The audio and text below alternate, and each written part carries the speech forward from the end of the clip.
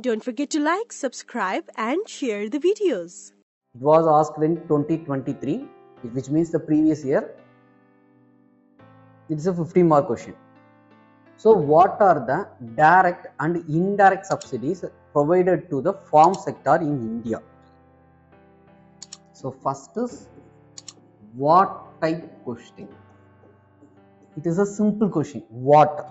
So you just need to list what are the direct and indirect subsidies given by India. That is a simple thing. Next, discuss the issues raised by the WTO in relations to the agriculture subsidy. So second part is about the issues raised by the WTO on the subsidy. It's a simple question. They are not even using any terms like critically examine, evaluate. So it is a simple question. So it's way more simple. So it need lot of points. So you have to list more points to this question. There is a need here. First part is what are the direct and indirect subsidies to the farm sector in India. So first major thing is what will be the intro. Here it is speaking about the subsidies related to the farm sector, and also it is speaking about the WTO. So there is a possibility, you can say about what is WTO. Simply you can speak about the WTO, or else how much GDP contributed by the agriculture sector, that you can say, or else you can simply say about what is subsidies, that also you can say. What is subsidy also you can say, what is WTO you can say, and also you can speak about the need for the subsidies in India, that is also you can say.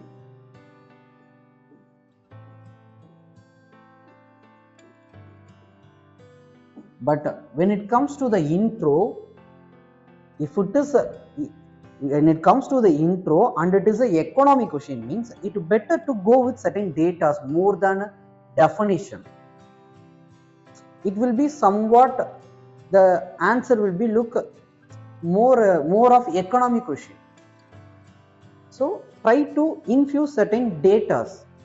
So how much percentage of GDP is contributed to the farm sector as subsidy? So percentage of subsidies in terms of GDP, that you can say. How much you are spending as a fertilizer subsidy, how much you are spending as a insurance packages. So that is also you can say. So these are the major things you can do with the intro part. So intro will be like an insight to our answer. So the intro itself convey that, so you are going to speak these things, or else you know what the question is actually asking. So based on the intro itself, the examiner can find that whether you know or you understand the question or not. Okay, so intro is one of the most important thing. Next, you need to directly jump into the question. So what are the direct and indirect subsidies? Simply you have to list it. Like subsidies, you can put it as a direct. Here you can put it as a indirect. This is the way you can list it. You can simply do certain artwork and you can list what are the things that are given as a subsidy to the farm sector. So in that direct subsidies, you have to list that what are the direct subsidies. Through the schemes, they are providing lot of subsidies to the farmers. For example, Kishan scheme. In that Kishan scheme, the government is providing 6,000 rupees. 6,000 rupees to the farmers. Without any discrimination based on the land holding, they are giving a 6,000 rupees to the farmer in the installment payment. So this is the direct way of providing the money to the farmer. So that is called as direct subsidy. So before you are going to write what are the things that are provided as a direct subsidy, you can write in a 1 or 2 lines as what is direct subsidy. So which means the government is going to provide a money directly to the hands of the people, directly to the farmers. So that is called as direct subsidy in the farm sector. That you can see, and then you have to list it.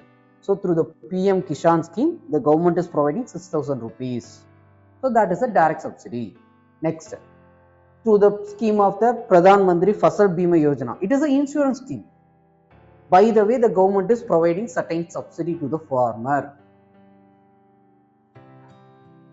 Okay, so or else through the Pradhan Mantri Kusum scheme, which is about a solar panel installation. So solar panel installation, for that the government is sharing the money with that farmer. You have to provide the land to the government offices. They will come and install it in your field. So that is also a direct thing. Or else you can say about the farm loan waiver. First of all, you need to know what is waiver, what is write-off, what is haircut. These things you need to know. First thing is what is waive off, which means in this waive off process, consider that there is a bank, they provided the loan to the person. That person is not able to repay that money. He is unable to repay that money. In that scenario, the government just come into the picture and they are saying that I am ready to pay the money, which means it is called as waive off. So the person is not going to pay the money, the government is going to pay the money. So that thing is called as waiving off. Through the budgetary allocation, they are going to pay the money. So that is called as farm loan waive off, education loan waive off. In Tamil Nadu, that is the thing called as gold loan waive off. So these are the things. Okay, so this is called as waive off. Next, what is called as write off, which means that person is not able to repay their money. At the same time, what the bank will do is, it is actually the bank procedure of, okay, when it comes to the write off, it is the bank's procedure. They won't write. So consider that the bank is having 2% of NPA. What they will do is, they won't write this 2% of NPA in their yearly report, which means they are not going to write. So that is called as write off.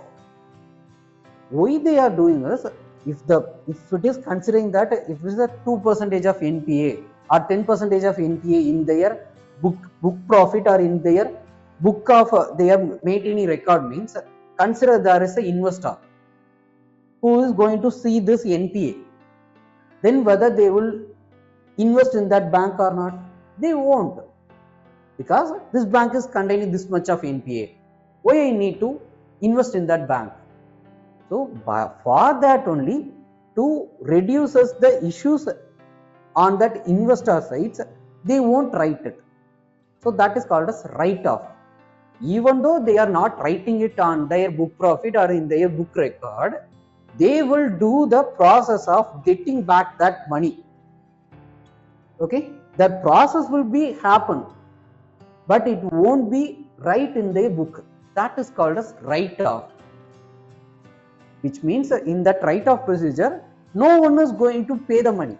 Either the bank will get the collateral to overcome this issue. So that is called as write off.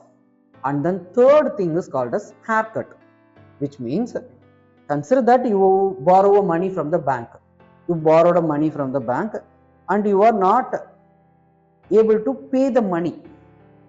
Okay, you can't repay the money due to the market issue.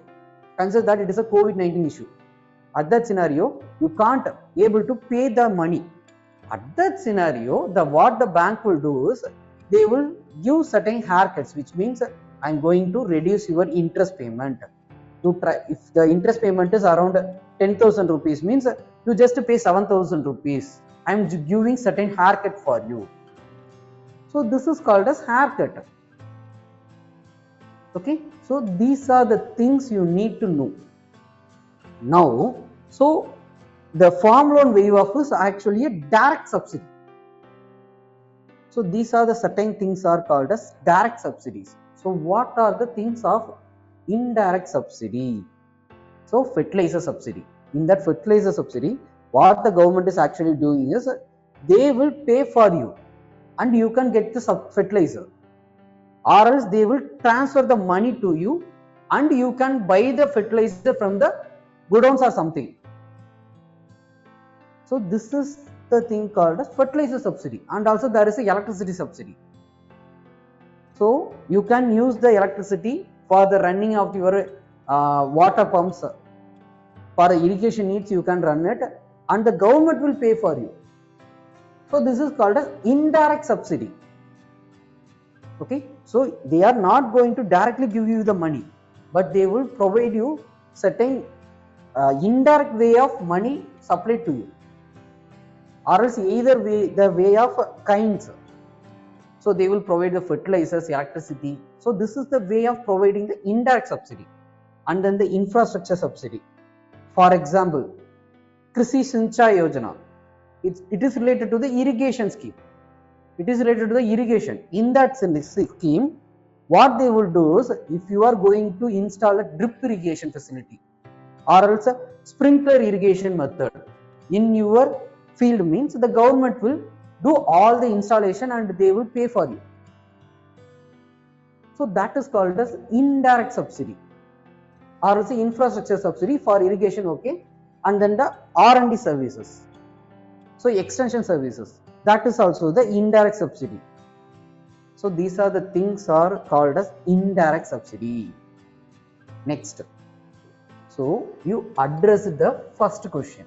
Next, the second question is, discuss the issues raised by the WTO in relation to the agricultural subsidy. So what are the issues raised by the WTO?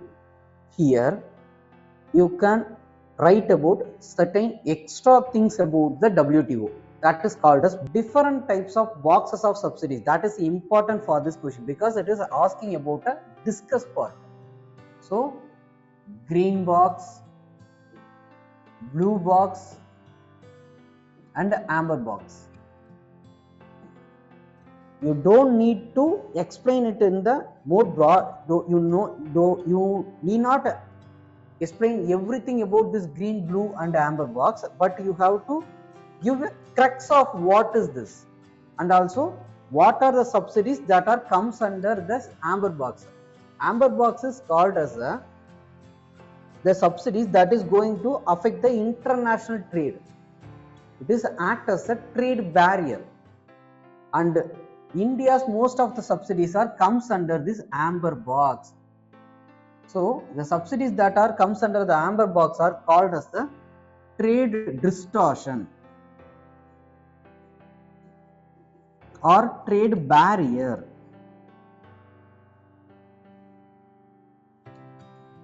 So WTO saying that India's most of the subsidies are come under the amber box subsidy.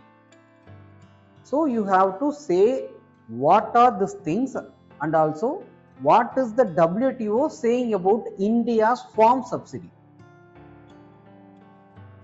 So it is a discuss part. You have to say the things that are given as a subsidy, okay, and also how it is affecting the international trade practices. So it will lead to the market distortions and also act as a trade barrier. At the same time, it creates inequality. Consider that India is giving this much of subsidies, and also consider any developing countries that are not able to provide this much of subsidies, means then it will act as an inequality in the global market. Indian farmers can produce this much of goods with the subsidies and they can export it in the minimum price. But at the same time, the farmer in any countries of developing countries like African continent or else the countries from the Southeast Asia, means they can't able to provide the goods at that price what the India is providing. So Indian goods become as a cheaper one in the global market. So many of the country will be ready to buy the Indian goods. By the way, it will create the inequality in the market. So it is going to affect the countries that are not able to provide any subsidies to their farmers. So it will act as a inequality. That is what the WTO is saying. So you have to say this, and also you can give certain suggestions for it. What are the things the Indian government need to do?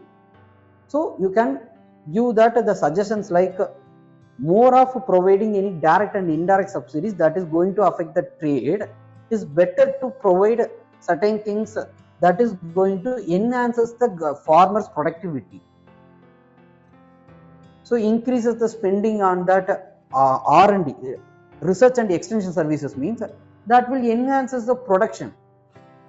At the same time, the research and extension services comes under the green box subsidy only. It is not going to affect the global trade practices. So these are the things, certain things you can say. At the same time, at the conclusion, you can speak about the AOA agreement, agriculture agreement, signed by the developing countries and the developed countries in the WTO. The implementation of this agriculture agreement, that thing also you can speak. So by the way, you need to conclude that, or else you can speak about doubling of the farmer incomes in the conclusion. So these are the certain things you can add it in the conclusion part. Okay, so there are the two subdivisions of the question. First is what are the subsidies that is given, and also what are the issue raised by the WTO due to this subsidy. Okay, so these are the things you need to address in the question, and also the structural part is introduction, indirect and direct subsidies, and also at the same time you need to say about what is subsidy and what is indirect subsidy, what is direct subsidy, and then you have to speak about the issues raised by the WTO. In that you need to just write 2 to 3 lines about what is green box, what is blue box, and what is amber box, and what are the things that comes under the amber box subsidy. So the things that are under the amber box subsidy is the issue raised by the WTO. So this is the way of structuring you need to do while you are addressing these questions. Okay, thank you.